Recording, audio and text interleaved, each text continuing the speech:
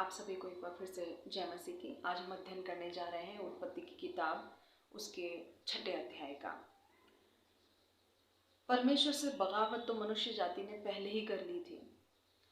परमेश्वर के समान वो हो जाना चाहता था, जो पहले से ही परमेश्वर के स्वरूप और समानता में बनाया गया था। वो अब चाह रहा था कि हमेशा हमेशा के लिए अमर हो जाए, जिस तरीके से परमेश्वर अमर है। उसका ये विद्रोही स्वभाव दिन प्रतिदिन और हर एक वंश के साथ बढ़ता ही जा रहा था।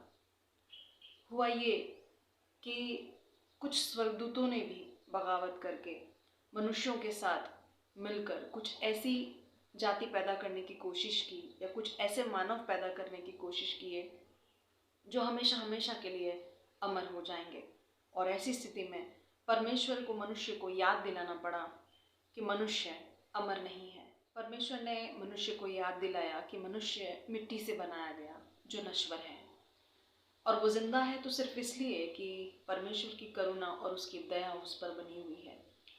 लेकिन मनुष्य परमेश्वर की सत्ता को मानने से हमेशा हमेशा इनकार करता रहा। इसलिए परमेश्वर ने मनुष्य की उम्र को घटाकर 120 साल कर दिया, और ये ठहरा दिया कि 120 साल तक ही मनुष्य जीवित रह सकता है। लेकिन फिर भी जिद्दी इंसान ने परमेश्वर की सत्ता को स्वीकार नहीं किया, और वो हमेशा इस प्रयास में रहा कि किस तरीके से पूरी तरीके से स्वतंत्र होकर वो अपना जीवन जी सके। परमेश्वर ने जब पृथ्वी पर दृष्टि डाली तो उसने देखा कि मनुष्य का चाल चलन उसके जिद्दी स्वभाव के कारण बिगड़ता जा रहा है। वो धर्मी नहीं रहा, वो ठीक चाल चलन नहीं चल रहा था। लेकिन जब उसने नूह की ओर दृष्टि की तब पाया कि नूह धर्मी है और खरा है।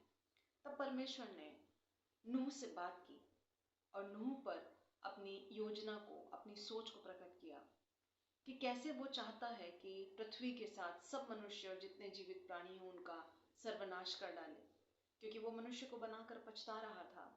लेकिन जब उसने नूह को देखा तो पाया कि नूह धर्मी है और एक अच्छा और खरा पुरुष है। इसलिए परमेश्वर नूह को बचाना चाहता। परमेश्वर ने नूह से बातें की और उसको बताया कि उसे किस तरीके से एक जहाज बनाना है, जो गोपेर वृक्ष की लकड़ी का होगा, और उसकी जो लंबाई होगी वो होगी 133 मीटर, चौड़ाई उसकी होगी 22 मीटर, ऊंचाई जो होगी वो होगी 13 मीटर की। गोपेर की वृक्ष की लकड़ी में अंदर और बाहर दोनों ही तरफ राल लगाई जाएगी। उसमें एक दरवाज़ा बनाया जाएगा, और उस जहाज में 3 खंड होंगे, और एक रोशनदान होगा जो छत से नीचे होगा, और वो रोशनदान कम से कम 44 सेंटीमीटर का होगा, ताकि हवा और रोशनी उसमें से आया जाया करे। परमेश्वर ने नूह को आज्ञा दी थी कि वह अपने परिवार के साथ इस जहाज़ के अंदर चला जाएगा, और ना सिर्फ वो जाएगा ताकि उसकी जान बच सके, उसके परिवार की जान बच सके, बल्कि वो सारे जीवित प्राणी जो हर जाति के हैं, एक एक नर और एक एक मादा करके नोहा को अपने साथ जहाज में, जितने भी जीवित प्राणी जिन्हें परमेश्वर चाहता था कि वो नर और मादा करके बचें, वे सभी नूह के पास आए ताकि नूह उन्हें जीवित रखे। नूह ने उनके खाने के लिए, उनके भोजन व्यवस्था के लिए बहुत सी चीज़ें इकट्ठी करके जहाज में रखी थी, ताकि वे अपने परिवार को बचा सके और उन सभी जानवरों को बचा सके।